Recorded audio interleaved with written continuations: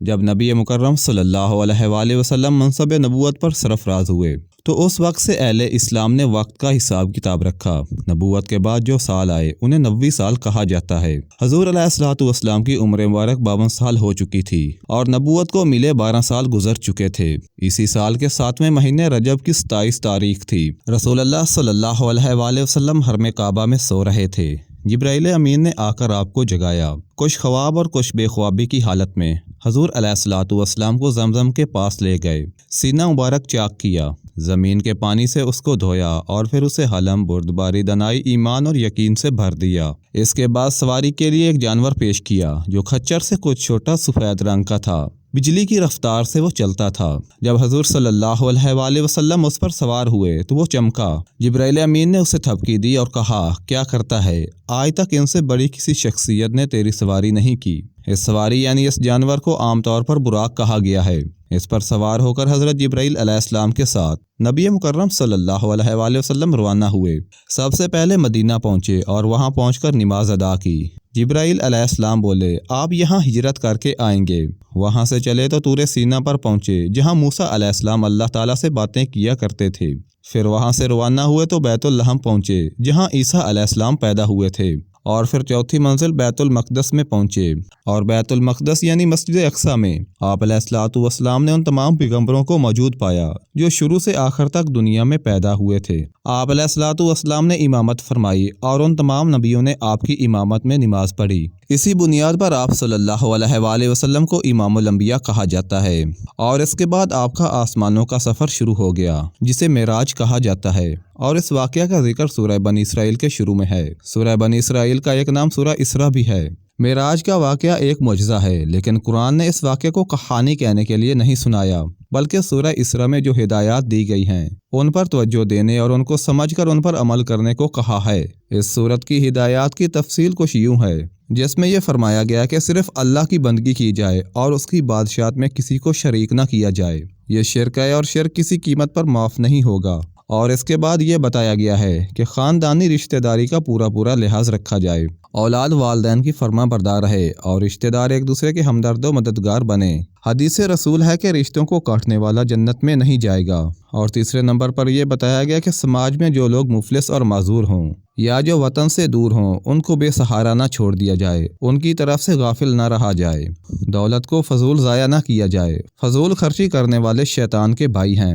لوگ اپنے خرچ کو اعتدال پر رکھیں، نہ بخیل بن جائیں اور نہ فضول خرچ۔ اپنے مال سے بندگان خدا کا حق نکال کر ان تک پہنچائیں۔ اپنے بندوں کے رزق کا جو انتظام اللہ تعالیٰ نے کیا ہے اس پر قناعت کریں اور اس کے نظام میں مصنوعی یعنی غلط اور حرام کی کوشش کر کے خلل نہ ڈالیں۔ روزی کی کمی کے ڈر سے بچوں کی پیدائش کو روکنے کی کوشش نہ کریں۔ پہلے، اب اور بعد میں آنے والی تمام مخلوق کا رازق اللہ ہے، انسان نہیں۔ خواہش نفس کے اثر میں آ کر زنا نہ کر بیٹھیں، اس سے سخت پرہیز کیا جائے، اور جن چیزوں سے اس برائی کی تاریخ پیدا ہوتی ہے ان پر بھی لگام لگائی جائے۔ انسانی جان کا احترام کیا جائے اور کسی جان کو ناحق قتل نہ کیا جائے۔ انسان پر اپنی جان لینا بھی حرام ہے۔ یتیموں کے مال کی حفاظت کی جائے۔ جب وہ اس لائق ہو جائیں گے کہ اپنا بھلا برا سمجھنے لگیں تو ان کا مال ان کے حوالے کر دیا جائے۔ عہد و پیمان کو پورا کیا جائے۔ خدا کے سامنے اس کی جواب دہی کرنی ہوگی۔ تجارت میں ناپ تول میں احتیاط رہے، پیمانے پورے بھرے جائیں۔ وہم و گمان سے بچا جائے، جس چیز کا علم نہ ہو اس کی پیروی کرنا غلط ہے۔ اللہ تعالیٰ کے سامنے انسان کو اپنے تمام اعمال کی جواب دہی کرنی ہوگی۔ تکبر اور غرور کی چال نہ چلو۔ تم نہ زمین کو پھاڑ سکتے ہو نہ پہاڑ کو روند سکتے ہو۔ معراج کے سفر کی تفصیل قرآن میں موجود نہیں ہے۔ معراج کے سفر کی تفصیل حدیثوں میں ملتی ہے۔ 28 ایسے راوی ہیں جنہوں نے معراج کے سفر کی تفصیل بتائی ہے۔ ان میں سے 21 وہ ہیں جنہوں نے خود اپنے کان سے یہ باتیں نبی مکرم صلی اللہ علیہ وآلہ وسلم کی زبانی سنی ہیں۔ ان حدیثوں کے حوالے سے یہ ایک نہایت دلچسپ، حیرت انگیز اور نصیحت و عبرت سے لبریز سفر نامہ بنتا ہے، جو اس طرح ہے۔ آپ علیہ الصلوۃ والسلام پہلے آسمان پر پہنچے تو پوچھا گیا کون آیا ہے؟ جبرائیل علیہ السلام نے بتایا کہ محمد صلی اللہ علیہ وآلہ وسلم آئے ہیں، اور اپنا نام بھی بتایا۔ تب آسمان کا پہلا دروازہ کھلا۔ وہاں حضور صلی اللہ علیہ وآلہ وسلم کی ملاقات فرشتوں اور ان روحوں سے ہوئی جو دنیا میں صالح اور نامور لوگ تھے۔ پھر حضرت آدم علیہ السلام سے بھی ملاقات ہوئی۔ حضور صلی اللہ علیہ وآلہ وسلم نے دیکھا ایک جگہ لوگ فصل کاٹ رہے ہیں، جتنی کاٹتے ہیں اس سے زیادہ وہ بڑھ جاتی ہے۔ پوچھا یہ کیا ہو رہا ہے؟ کہا گیا کہ یہ وہ لوگ ہیں جو دنیا میں اللہ کی راہ میں جہاد کیا کرتے تھے۔ آپ نے دیکھا کہ کچھ لوگوں کے سر کچلے جا رہے ہیں۔ پوچھا یہ کیا ہو رہا ہے؟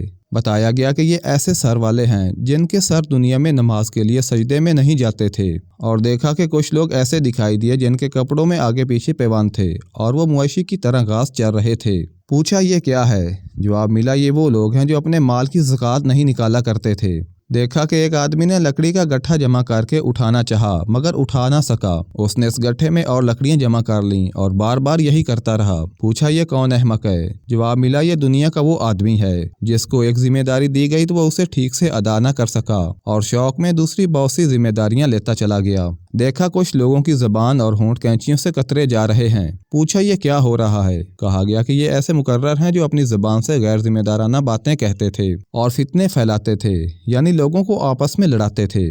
دیکھا ایک چھوٹے سوراخ سے ایک موٹا بیل نکلا اور پھر اسی سوراخ میں جانے کی کوشش کرنے لگا۔ پوچھا یہ کیا ہے؟ کہا گیا کہ یہ اس آدمی کی مثال ہے جس نے اپنی زبان سے ایسی بات کہہ دی جس پر پچھتایا اور اس کی تلافی کرنا چاہا مگر نہ کر سکا۔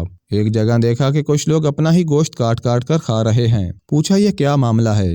کہا گیا کہ یہ وہ لوگ ہیں جو دوسروں پر لعنت و ملامت کیا کرتے تھے۔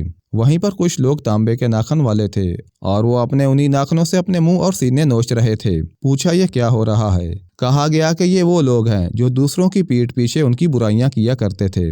دیکھا کہ کچھ لوگوں کے ہونٹ اونٹوں جیسے ہیں اور وہ آگ کھا رہے ہیں۔ پوچھا یہ کیا ہو رہا ہے؟ کہا گیا یہ وہ لوگ ہیں جو یتیموں کا مال ناجائز طور پر کھایا کرتے تھے۔ دیکھا کچھ لوگ پیٹ کے بل لیٹے ہوئے ہیں اور ان کے پیٹ میں سانپ بھرے ہوئے ہیں۔ پوچھا یہ کون لوگ ہیں؟ کہا گیا یہ دنیا میں سود کھایا کرتے تھے۔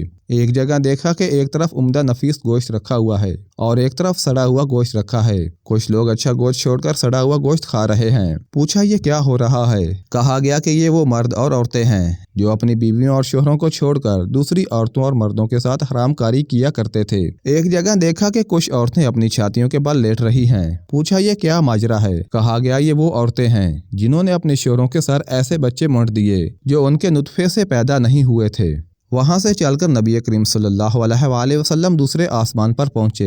وہاں نبی کریم صلی اللہ علیہ وآلہ وسلم کی ملاقات یحییٰ اور عیسیٰ علیہ السلام سے ہوئی۔ تیسرے آسمان پر پہنچے تو آپ کی ملاقات حضرت یوسف علیہ السلام سے ہوئی۔ چوتھے آسمان پر حضرت ادریس علیہ السلام اور پانچویں آسمان پر حضرت ہارون علیہ السلام سے ملاقات ہوئی۔ چھٹے آسمان پر حضرت موسیٰ علیہ السلام سے ملاقات ہوئی۔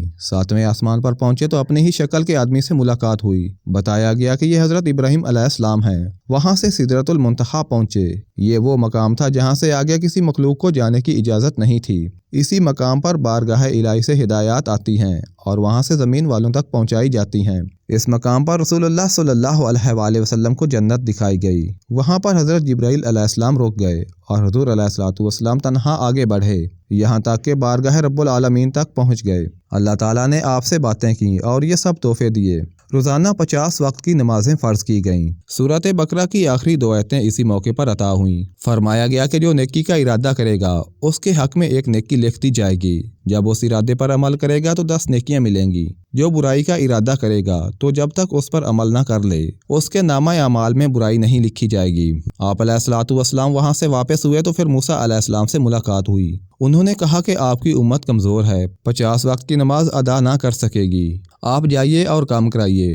حضور علیہ الصلوۃ والسلام واپس گئے اور اللہ رب العزت سے نماز کم کرنے کی درخواست کی۔ 10 نمازیں کم کر دی گئیں اور پھر جب موسیٰ علیہ السلام کے پاس آئے تو انہوں نے کہا کہ یہ بھی زیادہ ہیں۔